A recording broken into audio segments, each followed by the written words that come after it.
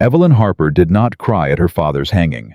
She stood at the edge of the crowd, hands folded, eyes dry, and watched the man who had raised her, who had taught her Latin at age 6, who had read her Cicero by candlelight, drop through the floor of a scaffold built on a lie. She was 19 years old. She made herself one promise that morning.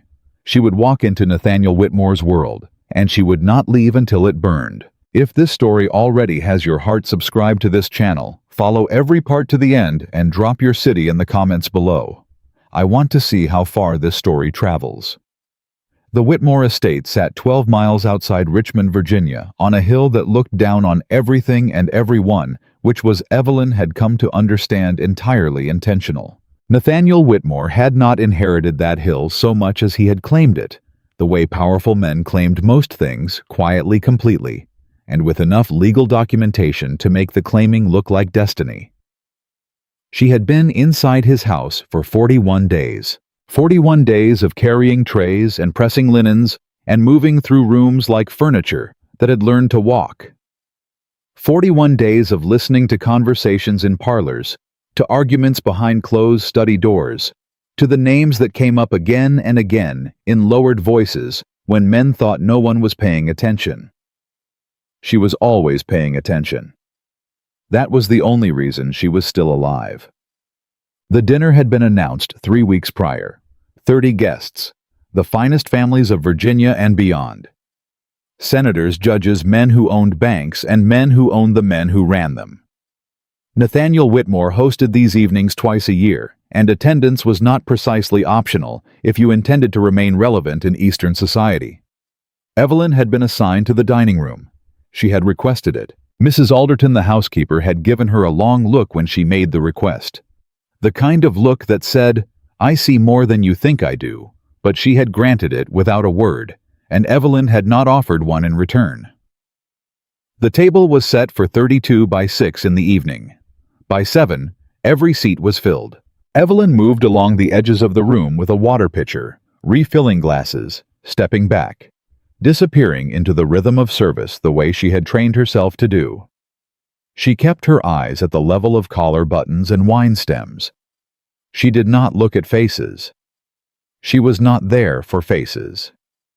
She was there for words. Nathaniel Whitmore sat at the head of the table and owned every inch of it. He was 34 years old and built like a man who had never once been told no by anything he truly wanted. Broad across the shoulders, easy in his posture, with dark eyes that moved across a room the way a hawk moves across an open field. He was not unkind precisely. Evelyn had watched him long enough to understand that. He was simply certain of his place, certain of his judgment, certain that the world arranged itself correctly when it placed men like him at the top of it. That certainty was the most dangerous thing about him, and tonight it was going to cost him something. He simply did not know it yet. The conversation had moved from tobacco prices to federal banking to the question of road expansion through the western counties, and somewhere in the middle of that, it had drifted as conversations among educated men of that era always eventually drifted toward Latin. Senator Caldwell's son, a soft-featured young man named Preston, who had spent 3 years at a Philadelphia academy and had not yet recovered from the experience, was reciting something from Cicero. He was getting it wrong. Not catastrophically. Not in a way that most people at the table would have noticed. But wrong nonetheless, a mistaken genitive. A phrase pulled from one context and applied to another, so that the meaning shifted in a way that was almost the opposite of what Cicero had intended. Nathaniel repeated it after him with approval. "Exactly right," he said. "That is precisely what Cicero meant by civic duty." Evelyn's hand stopped on the water pitcher. She stood 3 feet behind Nathaniel's left shoulder. She should have kept moving. She knew she should have kept moving. She set the pitcher down on the sideboard. "Forgive me." Her voice was quiet. It was not meant to carry. But the room was not that large, and Nathaniel Whitmore's table was the kind of place where quiet voices were noticed precisely because they were quiet. Every head turned. Nathaniel turned last. He looked at her the way a man looks at a piece of furniture that has just said something. "What was that?" he said. Evelyn kept her hands folded in front of her. Her voice did not shake. It had not shaken in 3 years, and she did not intend to let it start now. "The phrase, sir, it is from de Republica, not de officiis, and the genitive is incorrect. Cicero was speaking of the Republic's obligation to its citizens, not the citizens' obligation to its rulers. The meaning as it was used just now is nearly reversed." The silence that followed was the particular kind that happens when a room full of powerful people encounters something they have no category for. Preston Caldwell's face had gone the color of old wax. Senator Caldwell's had gone red. Nathaniel Whitmore's had gone very, very still. He looked at her for a long moment. Then slowly, a smile moved across his face. It was not a kind smile. It was the smile of a man selecting his weapon. "Is that so?" he said. "Yes, sir." "And where exactly did a housemaid acquire this particular expertise in classical Latin?" He let his eyes move across the table, inviting the room into his amusement. "From pig farmers, perhaps. Do they teach Cicero in the barns these days?" The laughter came fast and full. 30 people, senators, landowners, their wives, their sons, and every single one of them laughed. Evelyn did not move. She did not look at the table. She did not look at the floor. She looked directly at Nathaniel Whitmore, and she held his gaze with the particular steadiness of a woman who had already survived the worst thing that could happen to her, and who therefore had very little left to fear. "I learned it from my father," she said. "He believed that the quality of a mind had nothing to do with the quality of a household." Another beat of silence. And then, because Nathaniel Whitmore was above all else a man who understood performance, he waved his hand dismissively and turned back to the table. "Back to work," he said. Not to her specifically, just to the air where she had been standing. Evelyn picked up the water pitcher. She resumed her circuit of the table. She did not smile. But something had shifted in the room, and she felt it the way you feel a change in weather, not visible yet, but already decided. She was in the kitchen by 10 o'clock stacking the last of the serving dishes when Mrs. Alderton appeared in the doorway. "Mr. Whitmore wants a word," the older woman said. Evelyn set down the dish she was holding. "Where?" "His study."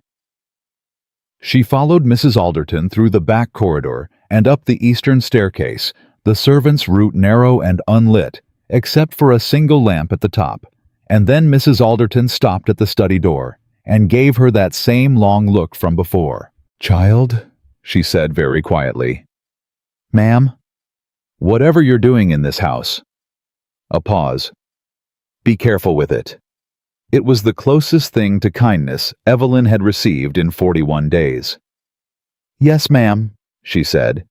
She knocked and entered. The study was a large room dominated by a desk and floor-to-ceiling shelves that held more books than most Virginia counties owned collectively. A fire burned low in the grate, even in the June heat, because Nathaniel Whitmore was a man who liked fire the way powerful men usually did, as atmosphere, as symbol, as proof of warmth controlled. He was standing at the window when she entered. He did not turn immediately. "Close the door." She closed it. He turned then and looked at her the way he had not been able to look at her at the table, without an audience to perform for, without the social calculus of 30 witnesses. Just directly, assessingly. "Who taught you Latin?" he said. It was not a question. "I told you, sir. My father." "What was his name?" "Cole," she said. The false name came out smooth and practiced. "Martin Cole. He was a school teacher in Western Maryland." "A school teacher." Nathaniel moved away from the window, walking slowly toward the desk. Western Maryland school teachers do not, as a general rule, teach their daughters the fine points of Ciceronian genitive construction. Mine did. "Sit down." She did not sit. "I prefer to stand, sir, if it's all the same." Something moved in his expression too fast to name. He looked at her for another moment. Then he went around the desk and sat down himself. "You embarrassed a senator's son at my table tonight," he said. "I corrected a misquotation, sir. In front of 30 people." The misquotation was made in front of 30 people. That, he said, is not the point. He leaned back in his chair, studying her with an expression that was somewhere between irritation and genuine curiosity. The point is that you are a housemaid in my employ, and what happened tonight cannot happen again. Is that understood? Evelyn looked at him steadily. What part of it, sir? I beg your pardon. The correction, she said. Or the laughter, because I can tell you plainly I will not correct your guests again if you'd prefer it. But I cannot control whether the things they say are worth correcting. Nathaniel Whitmore stared at her. He had, Evelyn estimated, not been spoken to this way in approximately his entire life. You are, he said finally, a very unusual woman. I am a woman who needs employment, sir, nothing more. And yet. He picked up the file that sat on his desk, thin, barely 2 pages, and held it up. According to everything in this folder, you barely exist. No family in Virginia. No references beyond a letter from a rural minister whose church burned down 2 years ago, conveniently eliminating any possibility of verification. No history. He set the folder down. Who are you, Miss Cole? A housemaid, she said. Who needs employment? He looked at her. She looked back, and neither of them moved. She was released back to her quarters just after 11. She lay in the narrow bed in the room she shared with 2 other women, both of whom were asleep, their breathing slow and even in the summer heat, and she stared at the ceiling and counted. 41 days.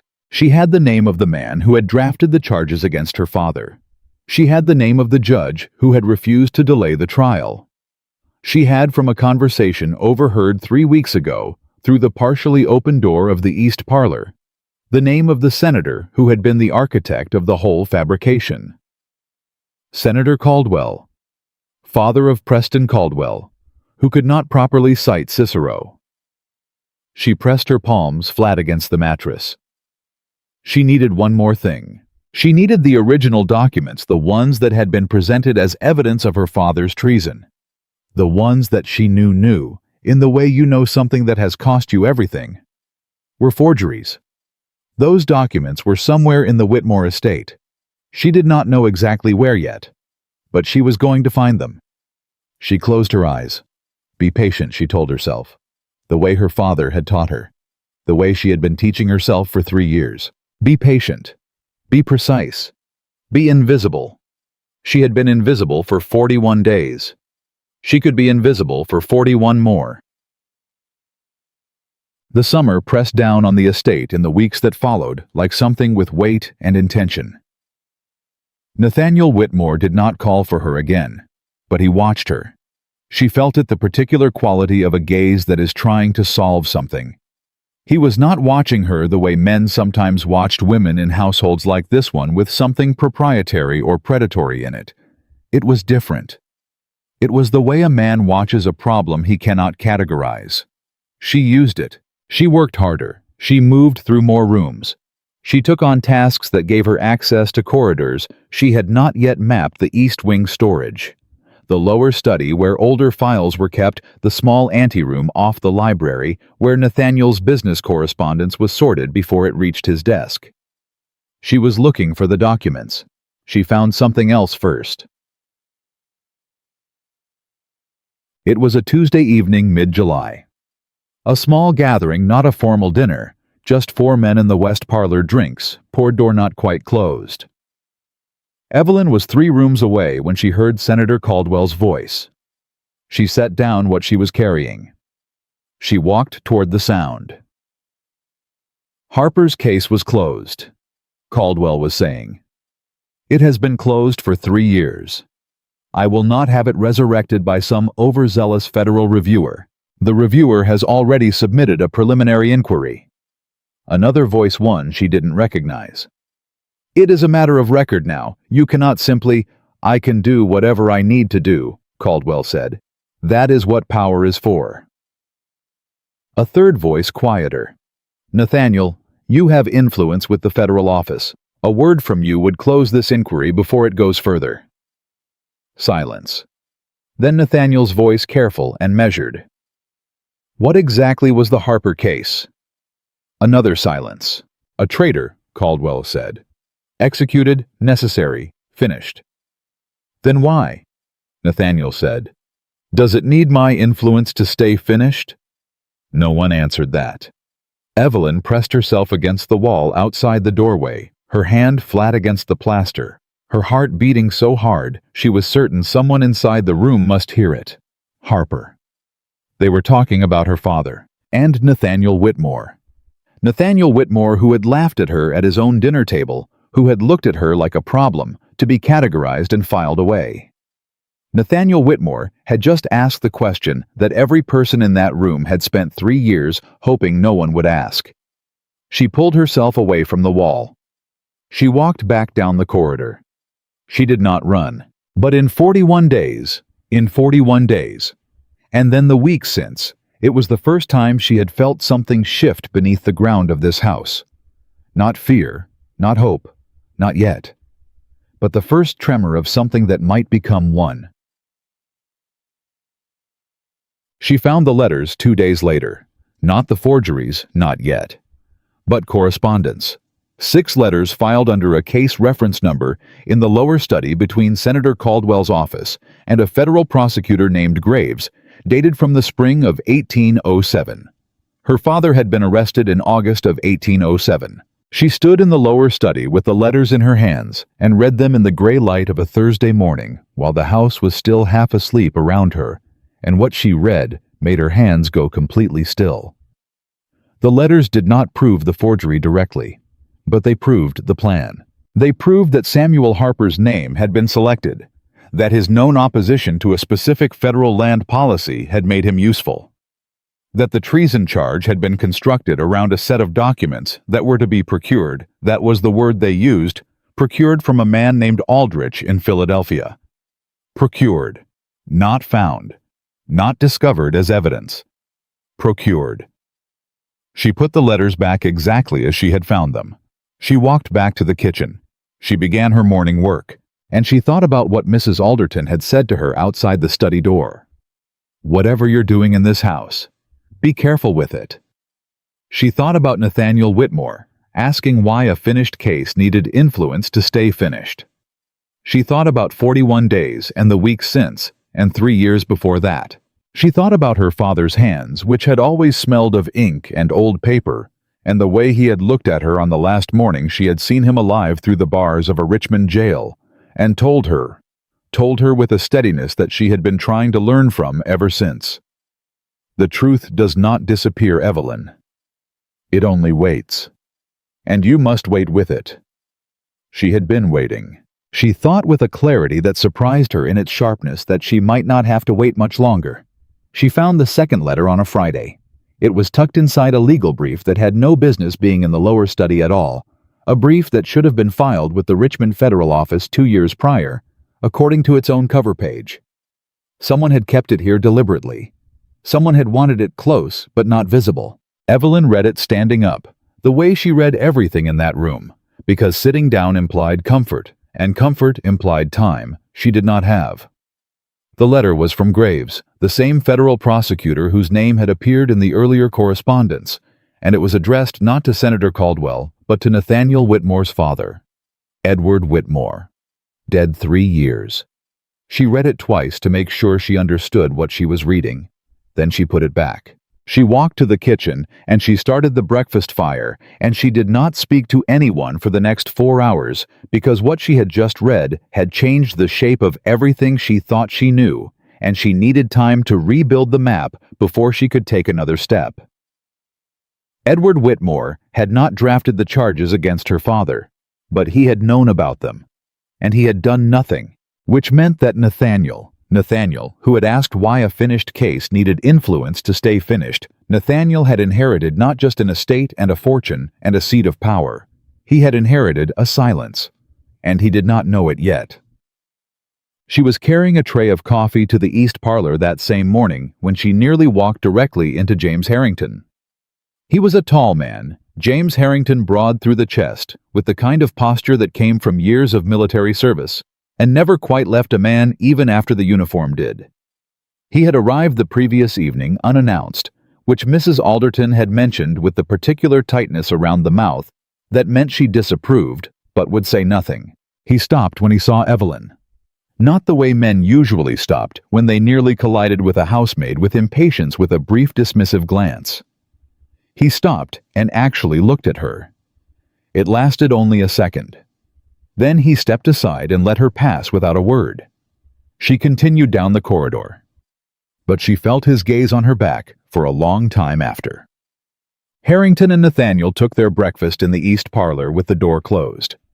Evelyn passed the door twice on legitimate errands and heard nothing useful, only the low register of two men speaking in the tone that meant they were discussing something they had already partially discussed and were now in the middle of disagreeing about. The third time she passed the door was slightly ajar. She did not stop. She slowed. "It told you the inquiry was filed," Harrington was saying. "I am telling you now that it has gone further than preliminary. Someone in the federal office is taking it seriously." "Why?" Nathaniel said. "Because someone gave them a reason to." A pause. "What kind of reason?" "The kind that comes with documentation." Harrington's voice was careful, measured. The voice of a man delivering information he is not certain will be well received. "Nathan, the Harper case, there are questions about the original evidence. There have been for some time. I did not tell you because your father—" "Do not." Nathaniel said, "Tell me what my father had to do with this." Silence. "Tell me," Nathaniel said quieter, "what the truth is." Another silence. Longer. "I think Samuel Harper was innocent," Harrington said. "I think the documents used to convict him were manufactured. And I think the people who manufactured them are still in positions of considerable influence in this state." Evelyn had stopped walking. She was standing in the middle of the corridor with an empty tray in her hands, and she was not breathing. "Who knew?" Nathaniel said. "Caldwell, Graves, and—" A pause that lasted just a beat too long. "Your father knew Nathan, not the full design, but enough. He was asked to look away, and he did." The silence that followed was the kind that has weight. Evelyn pressed her back against the wall and stared at the ceiling. Her father's name spoken in this house, connected to the word innocent by a man who clearly believed it, and Nathaniel's voice going very quiet on the other side of a door. She made herself breathe. She made herself move. She walked to the end of the corridor, around the corner, and stood in the alcove near the back staircase, and she pressed both palms flat against the wall. And she thought, "Not yet. Not yet. You do not have the documents yet." The letters she had found proved the plan. They proved coordination and intent. But they did not prove the specific forgery. For that, she needed Aldrich.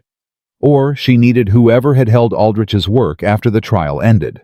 She needed to know where those forged documents were now. She got her answer in a way she had not anticipated. It came from Margaret Caldwell. Margaret arrived at the estate on a Saturday afternoon uninvited, which Evelyn gathered from the particular quality of Mrs. Alderton's expression when the carriage came up the drive, though the housekeeper said nothing aloud about it.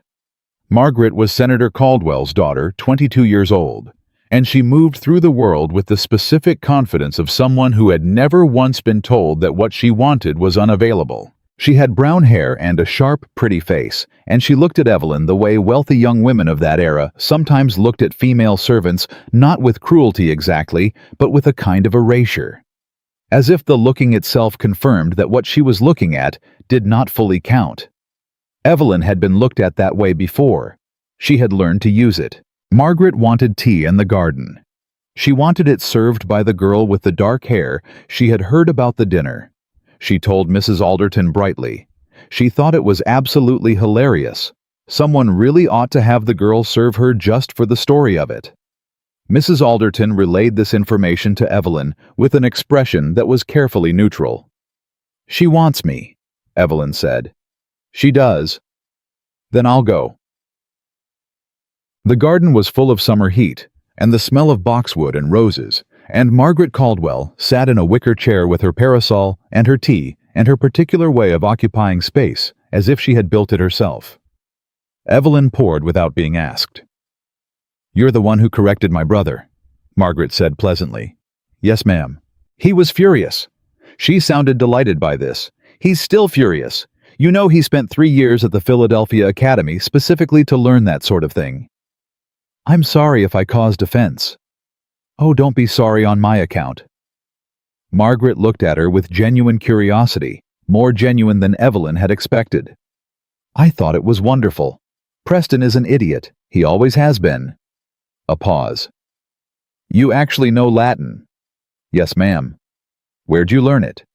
My father taught me. And where's your father now? The question landed like a hand around a throat. Evelyn poured the second cup. He passed away, ma'am, some years ago. Margaret watched her with those sharp eyes. What was his name? Cole, Evelyn said. Martin Cole. Something shifted in Margaret's expression, too fast, too small, almost invisible. But Evelyn had been reading rooms and faces for 3 years, and she caught it the way you catch a coin before it falls. Margaret knew the name Cole meant nothing. That was not what had caused the shift. Something else had. How interesting, Margaret said, and her voice had changed, still pleasant, still easy, but with something new underneath it, something that reminded Evelyn of the tone men used when they were deciding whether they were looking at a threat. How very interesting. She turned back to her tea, and she did not ask another question for the rest of the afternoon. But when she left, when her carriage went back down the drive, Evelyn watched from the upper corridor window, and she saw Margaret lean toward her driver and say something with a sharpness and a speed that did not match the pleasant afternoon at all. Whatever she had recognized, whatever the word Cole, or the face, or the Latin, or some combination of all of it, had triggered in Margaret Caldwell's perfectly organized mind, she was already moving on it. Evelyn had perhaps a week, maybe less. Better. She went to Harrington. It was the only move left, and she knew it, and she had spent the better part of 2 days hating that she knew it, because going to Harrington meant stepping out of the shadow she had been living in, and every instinct she had 3 years of careful, invisible, patient instinct screamed at her to stay hidden. But hidden was no longer an option. She found him in the library at 7 in the morning, before the rest of the house was properly awake. He was reading or pretending to, with a cup of coffee at his elbow, and the look of a man who had not slept well. She knocked on the open door. He looked up. Miss Cole, he said. Mr. Harrington. She stepped inside. She did not ask permission. I need to speak with you. He studied her for a moment. Then he closed his book. I've been wondering, he said, when you would. She stopped. You know? She said. It was not a question. I suspected, he said carefully. For about a week. The Latin was... He paused. Samuel Harper used to say that a person's education was the one thing that could not be fully hidden, that it came out in their speech and their reflexes and the way they moved through an argument. He looked at her steadily. You move through an argument like a man who spent 20 years teaching it. He was my father. I know. The room was very quiet. He talked about you, Harrington said, and his voice had gone different, softer, with something in it that was not pity, but was adjacent to it. Toward the end. During the trial, when it became clear that the verdict was already decided before the evidence was read. He talked about his daughter. He said, a pause. He said she was the most precise person he had ever known, that she would not let it go. Evelyn's hands were very still at her sides. He was right, she said. I know that too. Harrington set down his coffee. Sit down, Miss Harper. She sat. The documents, she said. The forged evidence. Where are they now? Philadelphia, he said. With Aldrich. Or what remains of Aldrich's estate. He died 8 months ago. His papers went to a private solicitor. He looked at her. I have been trying to access them through legal channels for 2 years. The solicitor is under considerable pressure not to release them. Caldwell. He nodded. Which means we need something to counter that pressure. Something Caldwell cannot override. He paused. We need Whitmore. The name dropped into the room like a stone into still water. No, Evelyn said. Evelyn. He laughed at me at his own table, she said. His father chose to look away when my father was being murdered by the law. I will not. His father looked away, Harrington said. Nathan did not know. He held her gaze. I have known that man for 15 years. I have watched him make decisions good and bad, and I am telling you the thing he cannot tolerate is finding out that something happened in his house that he was not told the truth about. When he finds out what his father did, what Caldwell did, what was done to your father. He stopped. He will not look away. That is not who he is. You are asking me to trust a man who called me a pig farmer's daughter in front of 30 people. I am asking you to trust my knowledge of his character over his worst moment. Harrington leaned forward. And I am asking you because we are out of time. Margaret Caldwell went back to her father last night. I would be very surprised if the senator doesn't have men at this estate within 72 hours looking for exactly what you're looking for. The silence stretched. Evelyn looked at her hands. She thought about her father's voice through prison bars. She thought about the letters in the lower study, about the word procured about 3 years of carrying a weight that she had been certain she could carry alone.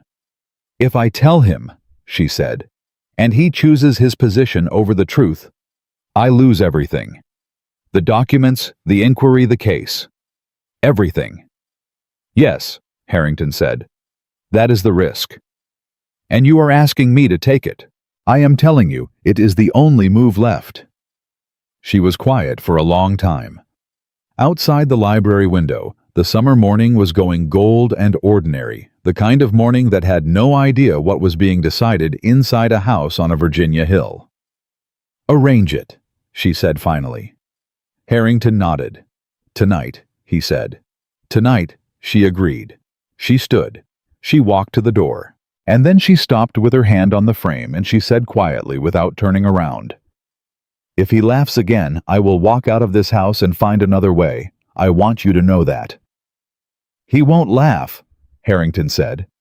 She did not answer. She walked back into the corridor and the morning closed around her, and somewhere in the house a clock was striking 7, and she had perhaps 12 hours left before she either gained the most powerful ally she could have imagined, or lost the last ground she was standing on. She went back to work. She carried trays and pressed linens and moved through rooms like furniture that had learned to walk. And she waited for nightfall. Nightfall came slow in Virginia in July. The heat did not break when the sun went down.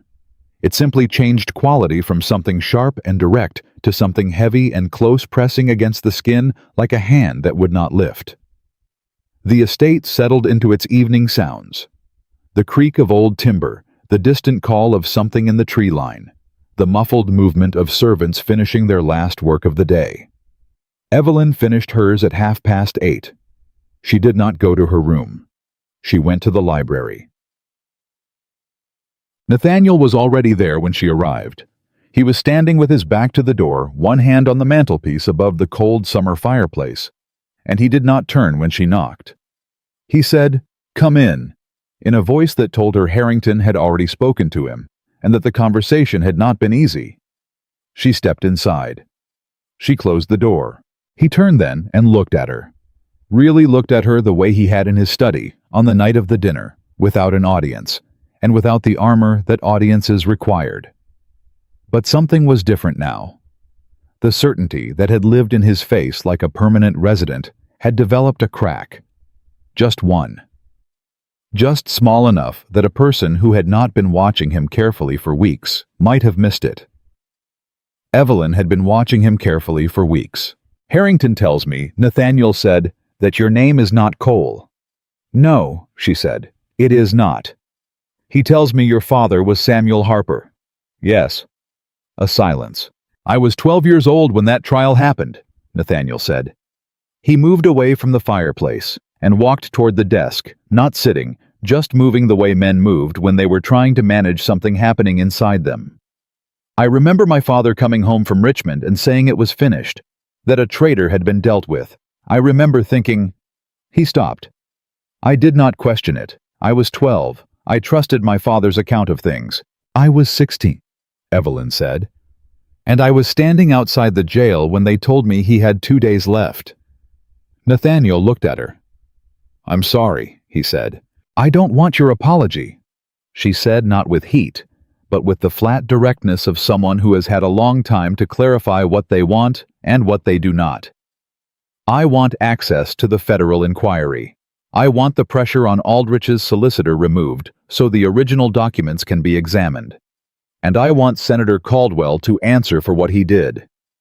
Nathaniel was quiet for a moment. "What you are describing," he said slowly, "is using my influence to dismantle the political alliances of a sitting senator, a man whose family has been connected to mine for 20 years. Yes. On the basis of letters," she said, "in your lower study, filed under a federal case reference number. Letters between Caldwell's office and Prosecutor Graves dated from the spring of 1807 that use the word procured in reference to the evidence against my father." She watched his face. "And a letter from Graves to your father, which your father kept." The crack in his face widened. "You've been in my lower study," he said. "Yes." "How long?" "Long enough." He sat down. Not at the desk in the chair beside it, the one that was not quite the position of authority, and she noticed that he chose it deliberately, or perhaps that he chose it without realizing which was more interesting. "Why didn't you come to me sooner?" he said. "Because I didn't know which side of this you were on." "And now?" She looked at him steadily. "I still don't know," she said. "But I'm out of time, and Harrington trusts you. And those two things together are the best I've got." Something moved in his expression, something that was not quite offense and not quite respect, and was perhaps some complicated combination of both. "Tell me everything," he said. So she did. Tibau. She talked for nearly an hour. She told him about the morning of her father's arrest, the men who had come to their house in Richmond with a federal warrant, and a list of charges that had used the language of treason so fluently and so specifically that she had known even at 16 that someone had spent considerable time constructing it. She told him about the trial which had lasted 4 days, during which the judge had denied every request for postponement, and the prosecution had produced documents that no one on the defense side had ever seen before and was given no time to verify. She told him about the verdict which had come back in under 3 hours. She told him about 2 days in a Richmond jail and her father's hands through iron bars, and the particular quality of his voice when he told her that the truth did not disappear, that it only waited. She told him about 3 years of waiting. Nathaniel did not interrupt. He sat in the chair that was not quite the position of authority, and he listened. The way she had not expected him to listen without performance, without the particular restlessness that powerful men sometimes displayed when they were being asked to absorb something that complicated their understanding of themselves. He was very still. He was very present. When she finished, he said nothing for a long moment. Then, the letters in the lower study. My father's correspondence with Graves. Yes. He kept them, Nathaniel said. Not a question. More like a man saying something aloud that he is still in the process of believing. He kept them. Why would he keep them? Evelyn had thought about this. I think, she said, that he was not comfortable with what he had agreed to. I think keeping the letter was not a plan exactly, more like a conscience that didn't know what else to do with itself. Nathaniel looked at her. That is a very generous interpretation of a man who let your father die. It is not generous, she said. It is just what the evidence suggests. Another silence. I will look at the letters, he said, tonight, and I will contact the federal office in the morning about the inquiry. Evelyn had not let herself expect this. She had prepared herself for resistance, for deflection, for the particular kind of careful diplomatic refusal that powerful men delivered when they wanted to protect their position while appearing sympathetic. She had not prepared for this. You believe me, she said. I believe the letters, he said, and I believe Harrington, and I believe... He stopped. Then more quietly, I believe that I have been sitting at the head of a table that was built on something I did not know about, and I find that I cannot simply continue to sit there. Evelyn held his gaze. She did not thank him. She did not have the language for what she was feeling, and she had learned years ago not to speak when she didn't have the language for a thing. Harrington said Caldwell may send men here within 72 hours, she said instead. He will find, Nathaniel said with a quietness that was different from any quietness she had heard from him before. Not the quietness of a man suppressing emotion, but the quietness of a man who has finished being uncertain, that this is my estate, and that what happens on it is my decision. She nodded once. She stood to leave. Miss Harper, he said. She stopped. The name Cole, he said. Where did it come from? A minister who helped me leave Richmond, she said. He said I needed a name that didn't exist. He gave me his mother's. And he died. His church burned. I don't know if he died. I hope not. She paused. He was the first person who helped me. He deserves better than to be only a plot point in someone else's story. Nathaniel looked at her for a long moment. You are, he said. Not what I expected. No, she said. I don't imagine I am. She left. She was halfway down the corridor when she heard the front door. Not a knock. The actual door opening from outside, which meant someone with either a key or enough authority not to need one. She stopped at the corner of the corridor and listened, and what she heard was Senator Caldwell's voice, which was 30 hours earlier than Harrington's 72-hour estimate, and which meant that Margaret had moved faster than even Evelyn had calculated. Whitmore. Caldwell's voice carried easily the voice of a man who had been projecting authority into large rooms for 30 years. I need a word. Tonight. It cannot wait. Mrs. Alderton's measured response too quiet to hear. Then Nathaniel's voice from the study doorway. He had moved fast, or he had heard the door from the library, or he had been expecting this too. Senator, this is unexpected. I would imagine it is. A pause. The particular pause of a man deciding how much to say in a hallway. Privately, if you please. Evelyn pressed back against the wall. She heard footsteps, 2 sets moving toward the east parlor. Then, a 3rd set lighter and faster from the direction of the front entrance. Margaret. Margaret had come too.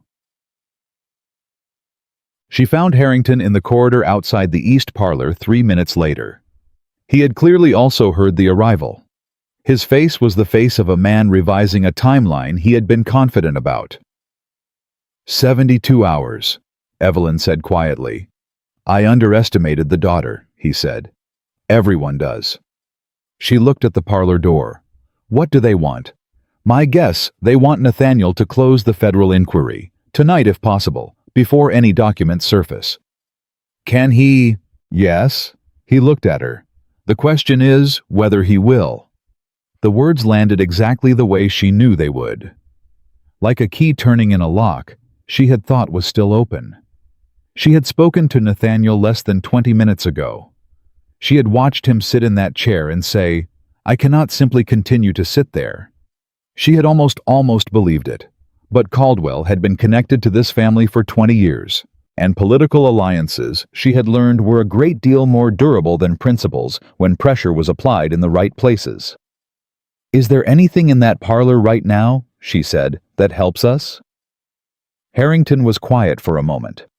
Then, there might be.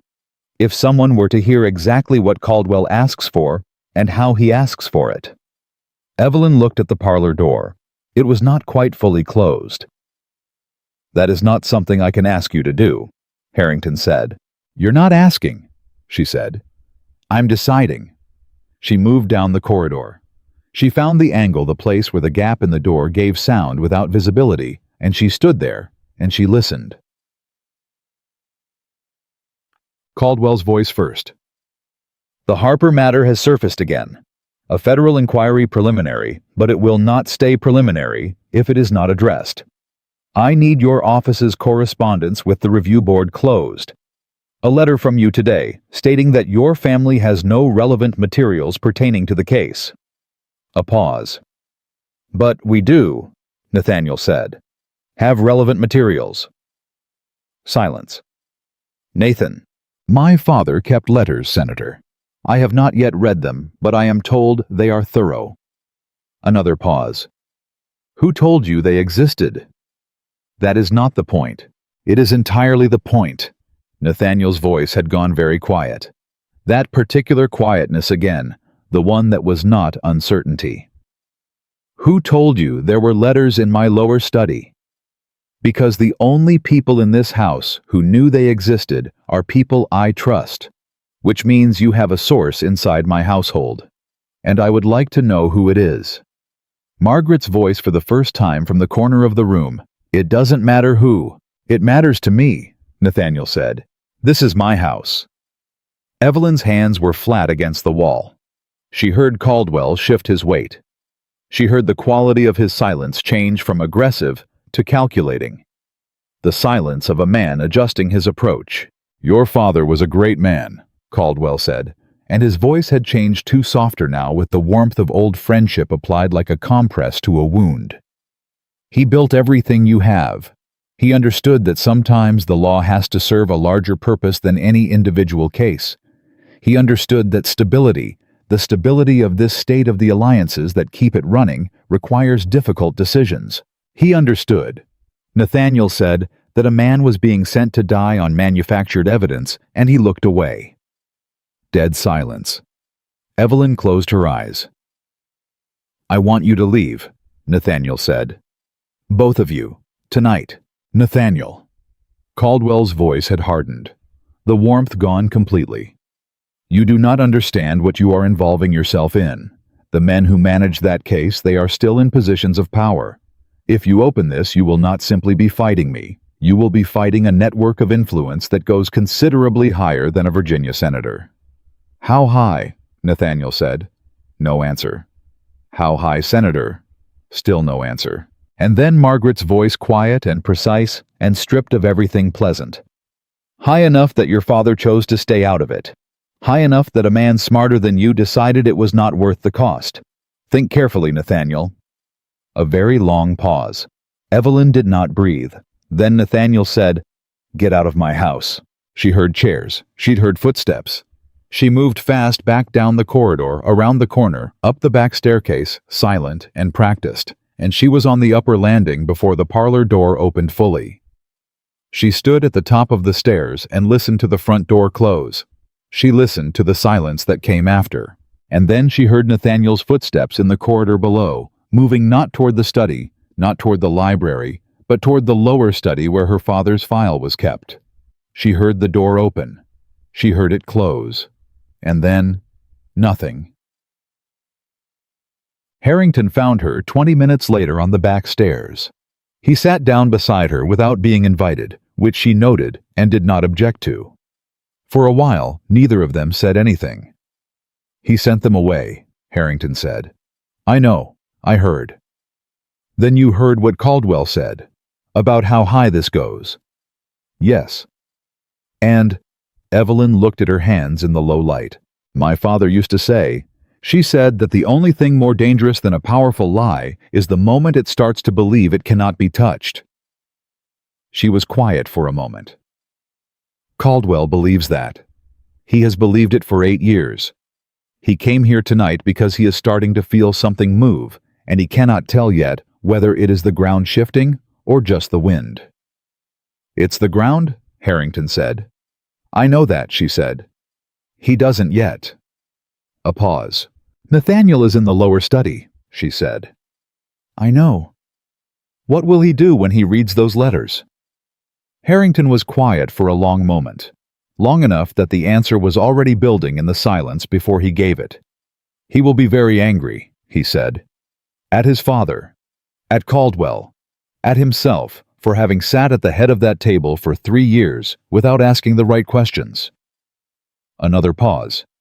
And then he will do what he said he was going to do, because that is who he is. Evelyn did not answer, but something in her chest, something she had been keeping very carefully contained for 3 years, sealed shut against the cold and the waiting and the precision that survival required, shifted, just slightly, just enough. She stood up. Tomorrow morning, she said. The federal office. Tomorrow morning, Harrington confirmed. She climbed the rest of the stairs to her room. She lay down in the dark. And for the first time in 3 years, just for a moment, just for the length of one breath in and out. In the Virginia summer heat, she let herself believe that the ground was actually moving. She did not sleep. She told herself that the body needed what the body needed, that precision required rest, that 3 years of careful planning could not afford the kind of mistakes that came from exhaustion.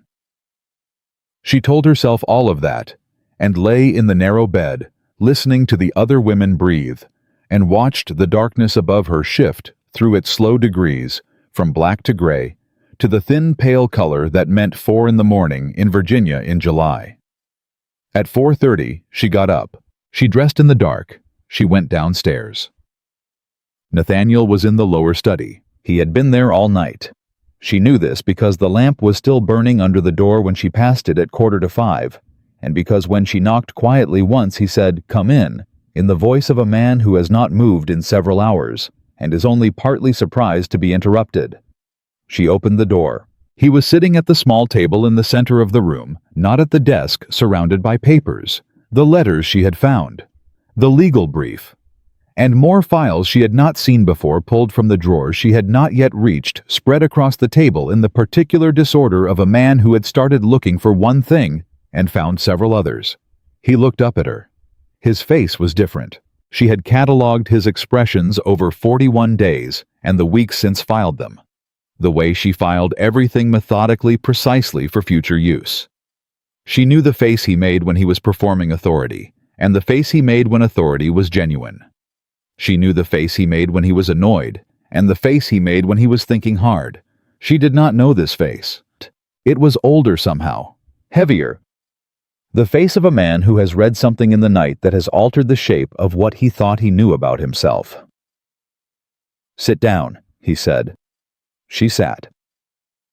He pushed a single letter across the table toward her.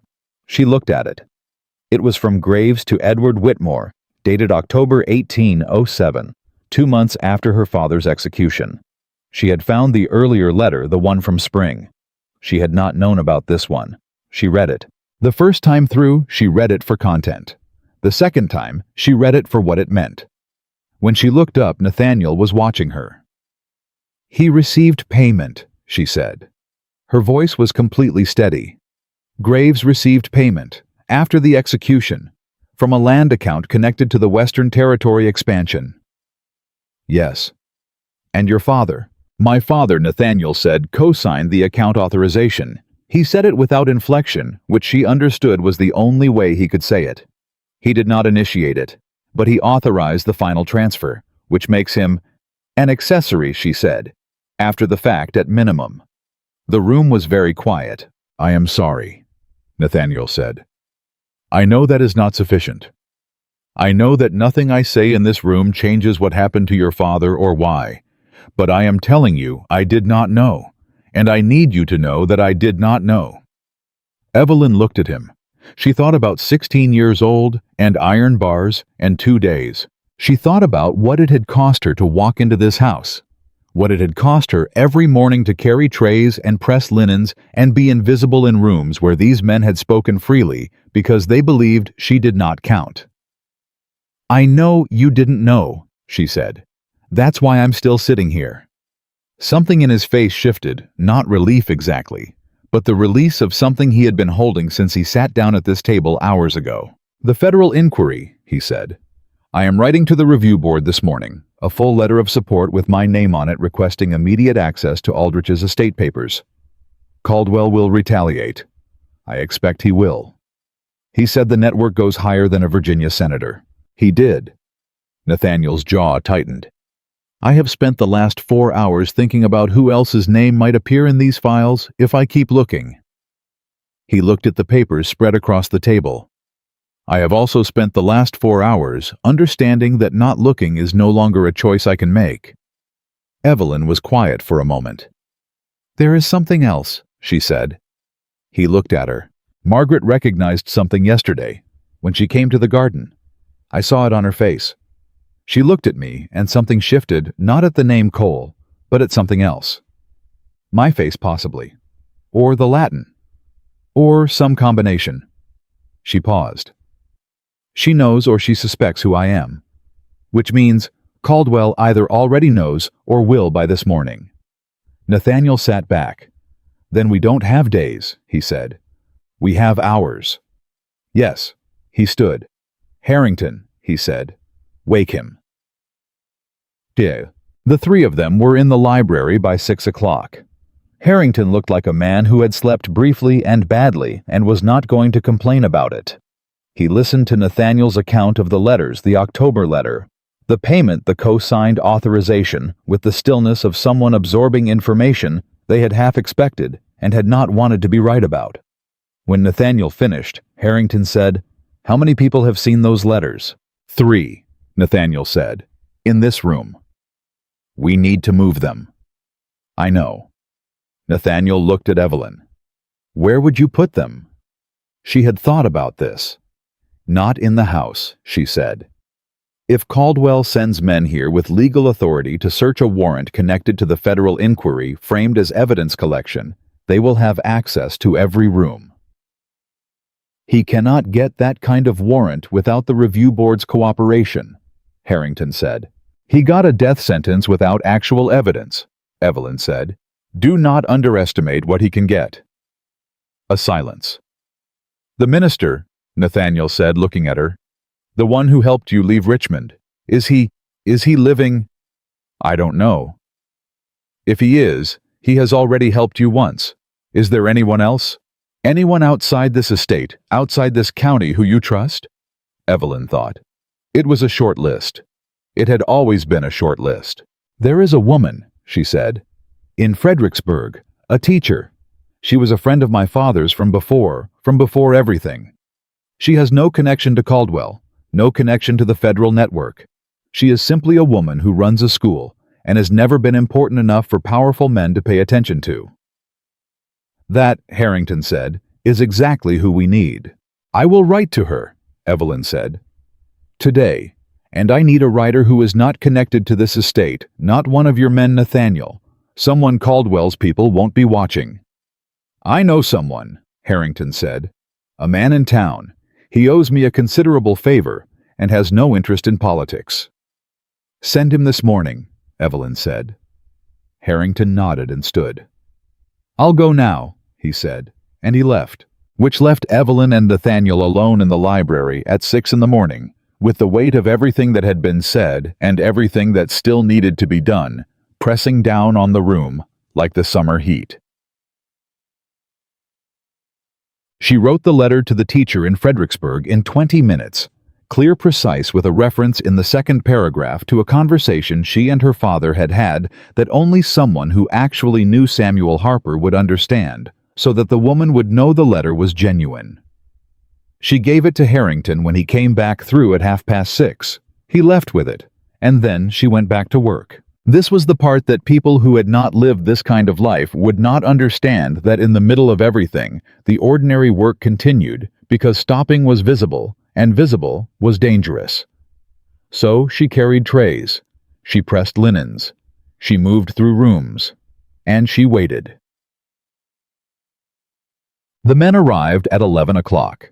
2 of them in federal coats with a letter of introduction from the Richmond office that Evelyn, passing through the entrance hall with a tray, got close enough to read the heading of before Mrs. Alderton smoothly redirected her elsewhere. She went elsewhere. She found the back staircase and went up and along the upper corridor until she was above the entrance hall, and she listened. One of the men had a flat, careful voice, a clerk's voice trained to make authority sound administrative. We are here regarding a federal inquiry, case reference number 1807-H. We have been asked to collect any documentary materials pertaining to this case currently held on this property. Nathaniel's voice from below. On whose authority? The Richmond Federal Office, sir. Specifically. A pause. The inquiry is under the direction of... I asked for a name, Nathaniel said. Specifically. Another pause. Longer. Prosecutor Harland, the clerk said. Harland. A brief silence. Harland reports to the review board. Correct. Then you can tell Prosecutor Harlan that any documentary materials pertaining to this or any other federal case will be made available to the review board directly, not to an intermediary, upon formal written request filed through the appropriate channel. Another pause. Which is not this, sir. You are welcome to wait in the drive while I write that response for you to carry back, or you may leave without it. Either is acceptable to me. Silence. Then footsteps. Then the door. Evelyn leaned against the wall of the upper corridor and let out a slow breath. He had not flinched. She had not been sure, had not let herself be sure that he would not flinch. And he had not. Nay. Harrington came back at 2 in the afternoon with news that moved through the house like a change in pressure before a storm. The writer had reached Fredericksburg. The woman, her name was Clara Marsh, and she had been teaching in that city for 15 years, had responded immediately in person by sending back with the writer a sealed package that the writer had carried inside his coat the entire way. The package contained 3 documents. Evelyn opened it in the library with Nathaniel and Harrington standing on either side of her, and what she found inside made her hands, which had not shaken in 3 years, which she had trained and disciplined and controlled through everything, go momentarily, briefly still.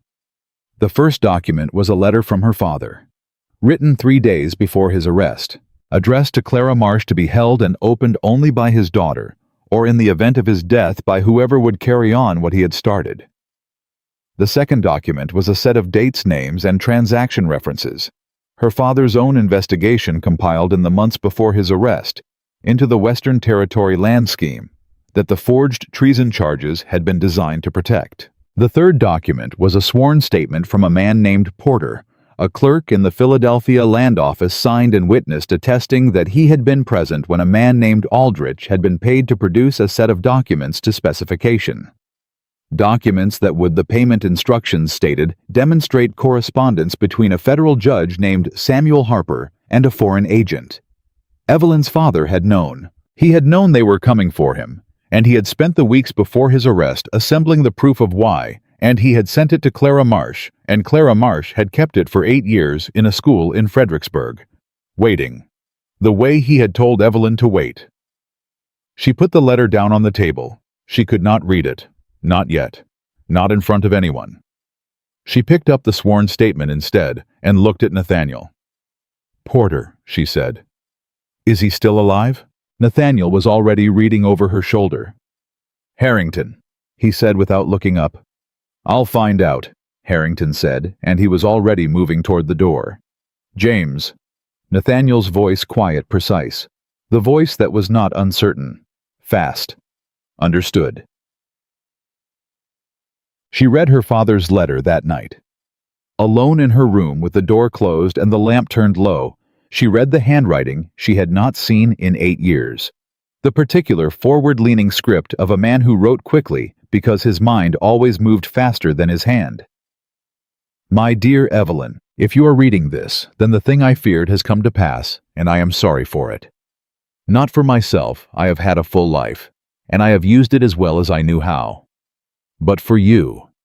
You deserved more years of ordinary things before the world showed you this particular face. I want you to know something, and I want you to hold it against every day that comes after this one. I was not afraid. I was angry, furiously, completely angry. But I was not afraid.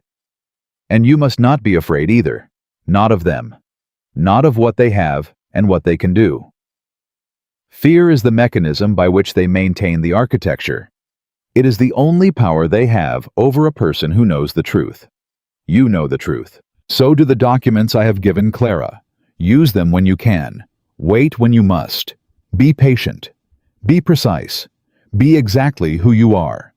I love you without qualification or condition. Your father." She folded the letter. She held it in both hands for a long time. She did not cry, not because she was suppressing it, but because she had cried herself dry years ago on the road out of Richmond, and what she felt now was something beyond tears, something quieter and more permanent. Pride, maybe? Or the particular relief of a person who has been carrying something alone for a very long time, and has just been told in the handwriting of the dead that the weight was real and the carrying was right, and it was not carried for nothing. Harrington's report came the next morning. Porter was alive. He was 63 years old, living in a Quaker community in Pennsylvania. And when Harrington's contact had reached him and said Samuel Harper's name, the man had reportedly sat down heavily in his chair and said, "I have been waiting for someone to ask." 8 years. 2 people. Clara Marsh, with the documents. Porter, with the testimony, waiting on opposite ends of the same truth, held apart by the simple fact that no one had yet connected them. Until now. Nathaniel sent for his lawyer that same morning. He also wrote 3 letters, one to the Federal Review Board, one to a federal judge in Washington, whose name Evelyn did not recognize, but Harrington said was important, and one the shortest, and in some ways, the most consequential, to Senator Caldwell. She did not ask what the letter to Caldwell said. She did not need to. She could tell from the way Nathaniel sealed it, the particular set of his shoulders, the economy of the gesture, the absence of any hesitation, that it said everything it needed to say, and that the saying of it had closed a door that had been open for 20 years. The writer left with all 3 letters before noon. Evelyn watched him go from the upper corridor window. She watched the road until the dust settled back, and the drive was empty and ordinary again. She pressed her father's letter refolded against her palm. Somewhere in Philadelphia, a solicitor was about to receive a formal request from the Federal Review Board, backed by Nathaniel Whitmore's name, and a sworn statement from a witness who had been waiting 8 years to give it to release the contents of Aldrich's estate. Somewhere in a Quaker community in Pennsylvania, an old man named Porter was preparing to tell the truth to someone who had the power to hear it. And somewhere in Richmond, Senator Caldwell had received a letter and was reading it, and was beginning to understand that the architecture he had built on a lie was no longer standing on solid ground. The ground was moving. Her father had been right. The truth had waited, and it was done waiting. Caldwell's response came on the 3rd day. Not a letter, not a writer, not the kind of reply that traveled through channels and left a paper trail. He came himself.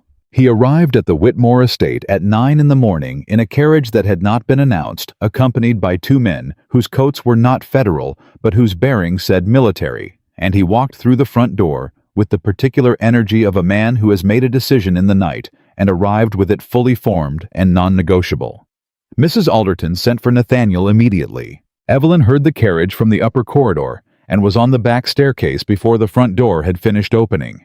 She did not go down. She went to the top of the stairs, and she listened, because listening had kept her alive for 3 years, and she was not going to stop now when it mattered most. Nathaniel met Caldwell in the entrance hall. She could tell from the acoustics the way the voices carried up the stairwell that Nathaniel had not invited him further into the house. That was deliberate. The entrance hall was not a room where men sat and negotiated. It was a room where men were received and dismissed. "You received my letter," Nathaniel said. "I received it." Caldwell's voice was controlled, but underneath the control was something she had not heard in it before. Not quite fear, but its cousin. The awareness of a man who has looked at the board and counted the pieces and found the count less favorable than he expected. "I came to give you the opportunity to reconsider before this goes further." "There is nothing to reconsider, Nathan." A pause. The warmth again, the practiced warmth of 20 years of political alliance pressed into a single word. "You are about to involve yourself in something that will cost you considerably more than you understand. The men connected to this case, the ones above Graves, above the land scheme, they have interests that extend to Washington, to positions that your family has relied on for a generation." "My family," Nathaniel said, "has relied on those positions, while an innocent man's daughter spent 3 years as a servant in my own house, living under a false name, trying to correct what those positions allowed to happen." A beat. "I'm not particularly interested in protecting them." Silence. "Where is she?" Caldwell said. Quiet, direct, the warmth completely gone. "Not your concern. She is material to a federal investigation. She is the daughter of a man your office murdered," Nathaniel said, "and she is under my protection. Those are the only two things about her that are your concern, and the second one should be sufficient." Another silence. Longer. Then one of the men in the non-federal coats took a single step forward. Nathaniel said without raising his voice, "That would be a very significant mistake." The man stopped. Caldwell said nothing for a moment. When he spoke again, his voice had shifted into something she had not heard from him before. Stripped of performance, stripped of warmth, stripped of the 20-year political register entirely. What was underneath was colder and more honest than anything he had said in this house before. "You cannot win this, Nathaniel. The structure is too large. You are one man with letters and a witness. They have a network that has been building for 30 years. Then it has had 30 years to accumulate cracks," Nathaniel said. "I intend to find them." A very long pause. Then footsteps. The door. Evelyn let out one slow breath. She waited until she heard Nathaniel move away from the entrance hall before she came down the stairs. He was in the corridor, standing still with his back to the staircase and his hand pressed flat against the wall, the gesture of a man who has held something steady for a long time and is allowing himself for just a moment to feel the weight of it. She stopped at the bottom of the stairs. "He's going to move against the inquiry," she said. "Not through channels. He'll find a way to discredit Porter before the testimony can be formalized." Nathaniel turned. "I know," he said. "Harrington is already on his way to Pennsylvania." She stopped. "You sent him last night." "I sent him last night." She looked at him. "You anticipated this?" she said. "I anticipated that Caldwell would come in person, and that the purpose of the visit would be intimidation, and that when intimidation failed, he would move to obstruction." He held her gaze. "I have known that man for 20 years. I know how he operates when he is losing." A beat. "Is he losing?" she said. "He is," Nathaniel said. "He doesn't know it yet, but he is." Harrington reached Porter in 48 hours. He arrived at the Quaker community in Pennsylvania on a Thursday afternoon and found an old man who had been expecting him, not Harrington specifically, but someone, anyone. The particular alertness of a person who has been waiting for a knock on a door for a very long time. Porter's sworn statement, already signed and witnessed from the first contact, was now accompanied by something more, a second document which Porter had kept separately folded inside a Bible that had sat on his shelf for 8 years. It was a receipt, a payment receipt signed by Aldrich for services rendered to a land investment group, a group whose principals included Graves Caldwell's office manager, and a name that made Harrington sit down in Porter's small parlor and read the document 3 times before he was certain he was reading it correctly. The name was not Caldwell. It was a federal judge. A judge who was still sitting on the federal bench in Washington. A judge who had 8 years ago been present at a meeting in Philadelphia where the decision to use Samuel Harper as the vehicle for protecting the land scheme had been made, and who had subsequently, from his bench, ensured that no appeal from the Harper defense ever received a hearing. Harrington wrote to Nathaniel that same evening. The letter arrived at the estate on Saturday morning. Evelyn read it standing at the library window, and when she finished, she held it for a moment and thought about the word "Hi Caldwell" in the parlor 3 nights ago, saying high enough that a man smarter than you decided it was not worth the cost. He had meant this judge. He had been certain that this name, this particular piece of the architecture, was too elevated to be touched. He had been wrong. "A sitting federal judge," Nathaniel said, reading over her shoulder. "Yes, this changes the scope entirely." "Yes." He was quiet for a moment. "This is no longer a state matter," he said. "This goes to Washington." "I know." "Evelyn." He said her name the way he had been saying it for the past week, without the weight of the false name, without the servant register, just directly the way you say the name of someone you have decided to speak to honestly. "What do you want to happen? Not what is possible. Not what is strategic. What do you want?" She turned from the window. She had not been asked that question in 3 years. She had not asked it of herself in 3 years, because wanting had felt like a luxury she could not afford, like something that would soften the edges she needed to keep sharp. She thought about it now. "I want my father's name cleared," she said. "Formally. On the public record. Not a private settlement, not a quiet administrative correction, a formal documented public exoneration." She paused. "And I want Porter's testimony heard in a court that cannot be controlled by the people it implicates." "That means federal," he said. "Yes." "That means Washington." "Yes." He nodded once with the decisiveness that she had come to understand was not performance. It was simply who he was when the uncertainty was finished. "Then we go to Washington," he said. Jaitier. She did not go. This was the part that nearly broke her. Not the 3 years. Not the false name. Not the carrying of trays through rooms where men spoke freely because they believed she did not count. This being told by the lawyer Nathaniel had summoned that her presence in Washington would give Caldwell's side a target. "You are still officially a person of unclear identity," the lawyer said. He was a careful man, gray-haired with the manner of someone who had spent decades finding the precise edge between what was possible and what was not. "If you appear in Washington before the exoneration is formalized, they will use it. They will argue that the inquiry was initiated by a woman with a personal grievance who obtained access to private materials under false pretenses. They will make the story about you instead of about the evidence." She knew he was right.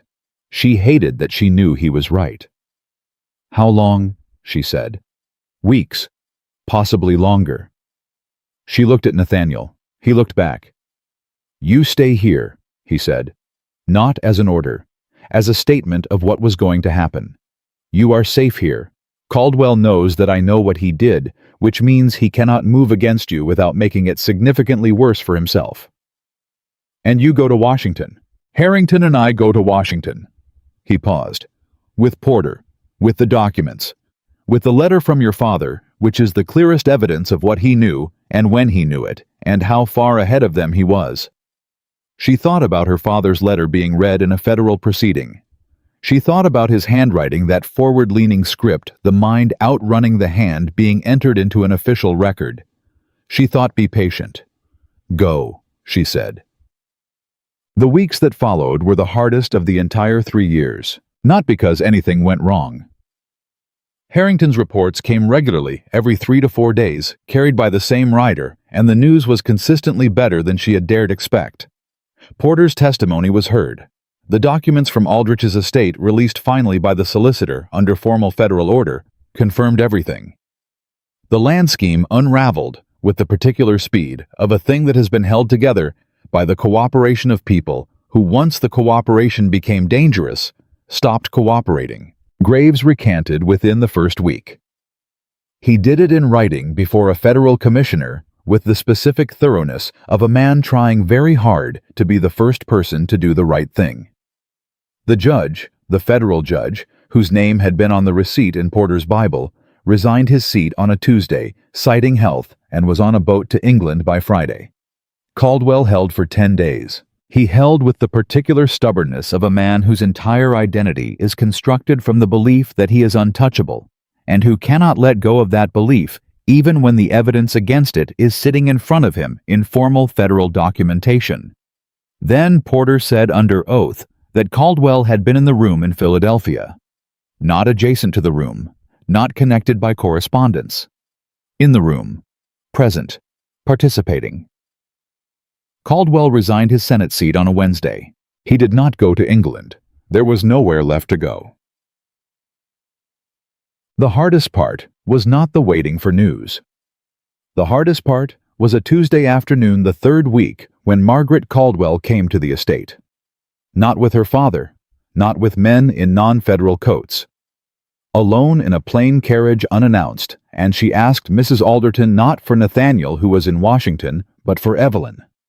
Mrs. Alderton came to find her in the library where Evelyn had been spending most of her time and said simply, "Miss Caldwell is here. She asks to see you."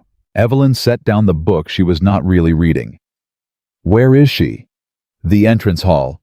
She would not come further." "All right." Margaret was standing in the entrance hall exactly as Evelyn had imagined she would be, straight-spined, composed with the particular quality of a woman who has decided on a thing and arrived to do it without permitting herself to think too carefully about how it will be received. They looked at each other. "I knew," Margaret said. Not a greeting. Just the words direct and unadorned. "In the garden, when you poured the tea, I recognized the way you held the pot. It's a small thing, a stupid thing, but my mother had a painting of your mother, and there was something in the gesture." She stopped. "I told my father that evening. I told him I thought you might be Harper's daughter." Evelyn said nothing. "I did not know," Margaret said, "what my father had done. I knew there was a case. I knew Harper was considered a traitor. I did not know the documents were manufactured. I did not know about Aldrich, or about Graves, or about—" Her voice, very controlled until now, developed a crack in it. Thin, but there. "I did not know my father was capable of it." "Most people," Evelyn said quietly, "are capable of considerably more than the people who love them know." Margaret looked at her. "I am sorry," she said. "I know that is—" She stopped. "I know it is not sufficient. I know there is no version of sorry that repairs what was done, but I needed to say it to you directly, not through lawyers, not through Washington, to you." A silence. Evelyn thought about the garden, the spilled ink, the command to kneel, the particular cruelty of that afternoon. She thought about whether Margaret had known then, whether the cruelty had been a test or a deflection, or simply the ordinary behavior of a young woman who had grown up inside a structure built on a lie and did not know how to behave otherwise. She thought about her father's letter. "Be exactly who you are." "I believe you," Evelyn said. Margaret blinked. "I believe that you did not know the full extent of it," Evelyn said. "That does not eliminate your part in what happened in that garden or in identifying me to your father. But I believe that you did not know." She paused. "What you do with that knowledge now, that is what matters, not to me, to yourself." Margaret held her gaze for a long moment. Then she nodded once, with a slight motion that was not quite a bow, but carried the weight of one. She left. Evelyn stood in the entrance hall for a moment after the carriage had gone, and thought about the extraordinary complexity of people, how they could be simultaneously the instrument of harm, and genuinely unaware of the harm, and how that did not simplify the harm or remove it, but simply made the world more true. Nathaniel came back on a Friday. She heard the carriage on the drive, and was in the library when he came through the door, and she heard his voice in the entrance hall, brief words with Mrs. Alderton, and then footsteps toward the library, and then the door. He looked tired, the kind of tired that was not about sleep, but about the sustained cost of a long fight. He also looked, and this was harder to name, harder to categorize, like himself. More himself than she had ever seen him. Like a man who had done something that was genuinely his own, and was carrying the weight of it in a way that fit. "It's done," he said. She stood up. "The exoneration," she said. "Signed, formal, public record." He crossed the room and held out a document, official seal, official language, the kind of paper that does not leave room for interpretation or reversal. "Samuel Harper, exonerated of all charges. The conviction vacated. The record corrected." She took it. She held it. She read her father's name in the formal language of a federal document and felt something vast, quiet, old release in her chest.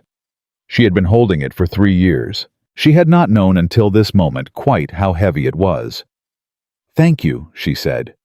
And then, because it was insufficient, and she knew it and said it anyway, "That is not enough for what you did, but it is what I have." "It is enough," he said. They stood in the library in the July heat, with the document between them, and the weight of everything that had led to this moment settling around them like something that had been suspended for a long time and was finally carefully being set down. Then Nathaniel said, "I have a question." She looked up. "What will you do now?" She had been thinking about this. She had had 3 weeks of quiet mornings and long library hours to think about it. And she had arrived at an answer that surprised her with its simplicity. "I want to teach," she said. "What my father did, what he believed about education, about the quality of a mind having nothing to do with the quality of a household. I want to do that. Somewhere. A school. Something real. Nathaniel was quiet for a moment.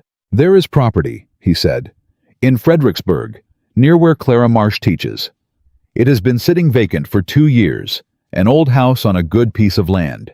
It was my father's, which means it is mine, which means I can do with it what I choose. He paused. I would like to deed it to you, if you will accept it. She looked at him.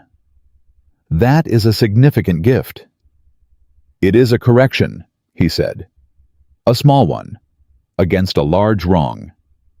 Nathaniel, I am not offering it as pity, he said, or as guilt. I am offering it because you are the most precise person I have ever encountered, and the world will be considerably better served by your running a school than by your carrying trays through my dining room. She held his gaze.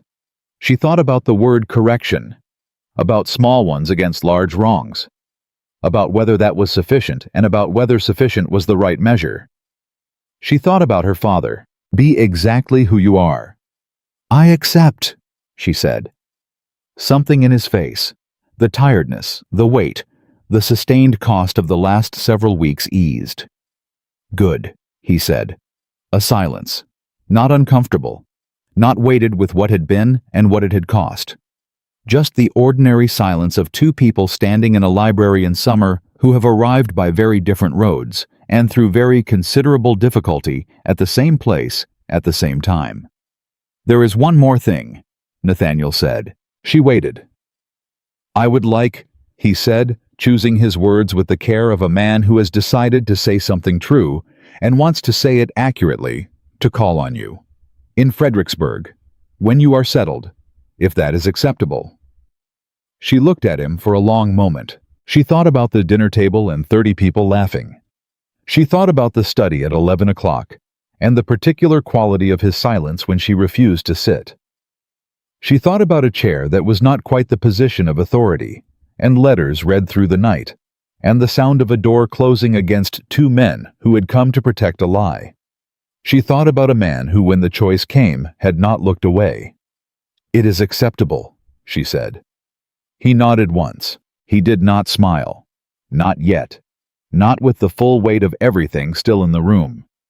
But something in his eyes was different from anything she had catalogued in 41 days and the week since, and she recognized it with the precision she applied to everything, and what it was simple.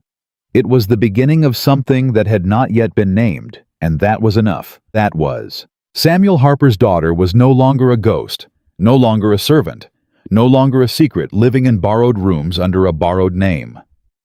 She was Evelyn Harper, her father's daughter, her own woman, standing in a library in Virginia in the summer of 1815, with a federal exoneration in her hands and a future that no one had manufactured for her and no one could take away.